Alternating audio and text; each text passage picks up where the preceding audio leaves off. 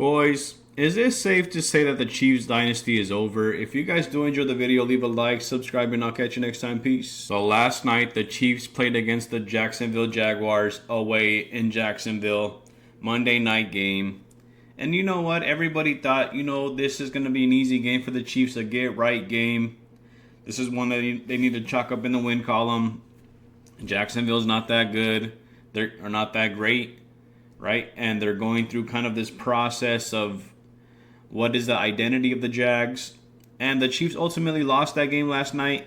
And Patrick Mahomes had a couple words to say.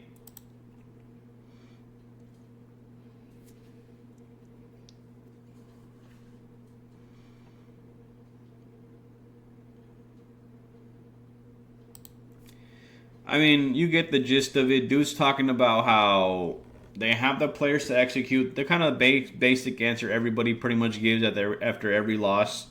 We have the players to win. We didn't play our game. Penalties killed us. Mistakes killed us. And the other team that executed made the most of those plays.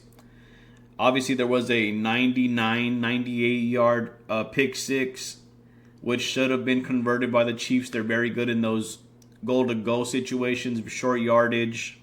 They have guys like Xavier Worthy, Isaiah Pacheco, Travis Kelce, Juju Smith. A lot of these guys are very good in the short yardage game. But it kind of begs the question, is the Chiefs dynasty over? I mean, they're 2-3. They have the Lions next week, so they have a high probability of going 2-4, which just isn't a great look, especially having the players that they have. Obviously, Patrick Mahomes being one of the best quarterbacks in the league. Andy Reid being a phenomenal coach. He just gets the game. He understands how to play the game. He understands how to win.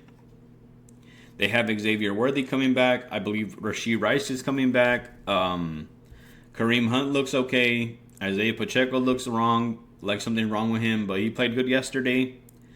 But like I said, begs the question of the Chiefs dynasty over. And there's a lot of telltale signs that it is. Number one, obviously the glaring issue being Travis Kelce is now engaged.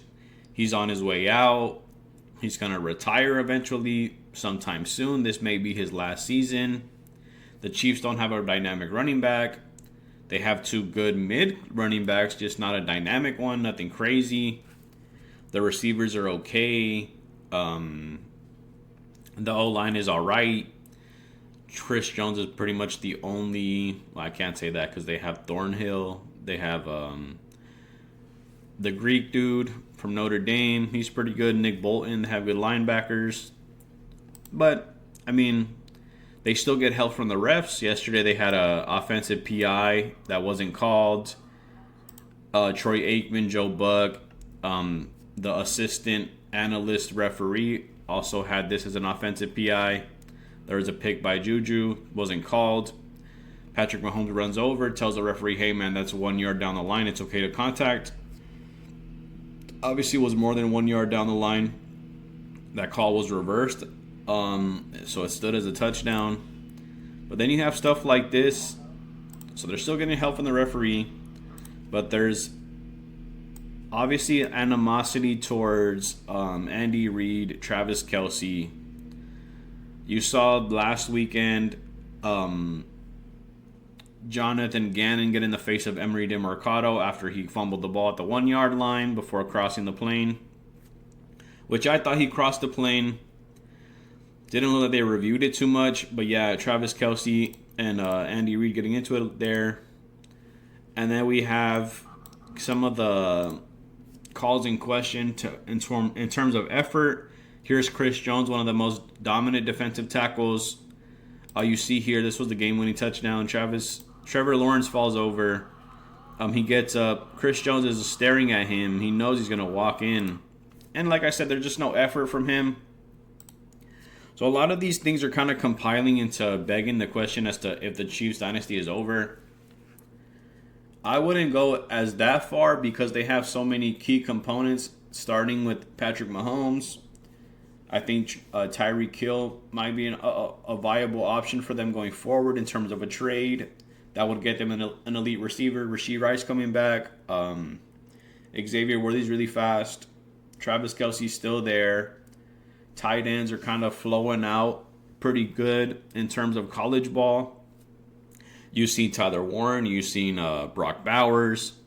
So there's still good talent in the tight end position. Obviously hard to replace a guy like Travis Kelce. But to me, the Chiefs dynasty isn't quite over. It's just definitely on the edge of the cliff. So one little push, one little shove, it might just be all done, right? I think it kind of boils down to Andy Reid, a lot of the coaches. I think management's still good. Patrick Mahomes is still good. So there's still a spine. They're not going to turn into the Jets. They're not going to turn into the Raiders. They might be one of those Broncos type teams where they're missing a couple pieces, but they still can compete. They still have an opportunity to make it really far in the playoffs, make a deep playoff run.